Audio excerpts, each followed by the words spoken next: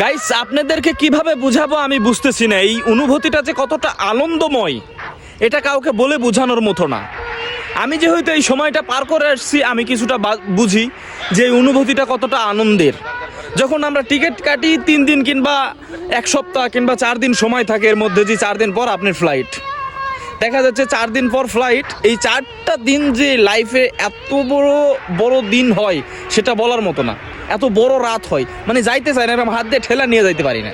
ঠিক আছে, তো দেখা যাচ্ছে আগামীকালকে আমার ফ্লাইট।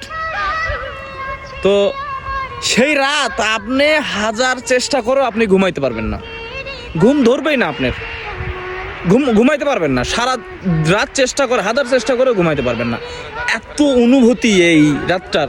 তারপরের দিন মনে করেন যে সকাল সকাল হয়তো বা উঠলেন, ফ্রেশ হলেন, টিকিট হাতে নিয়ে চলে গেলেন এয়ারপোর্টে, ফ্লাইট হয়ে গেল। দেশে যাওয়ার পরে যদি আপনার ফ্যামিলি আপনাকে রিসিভ করতে আসে তাহলে তো আর কিছু বলারই নাই।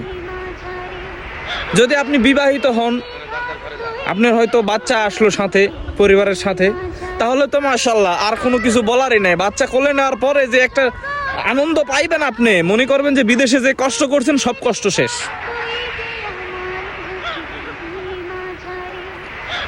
বিদেশে গেলে সুখের, মানে প্রবাসীদের সুখের জায়গাই হচ্ছে এয়ারপোর্ট।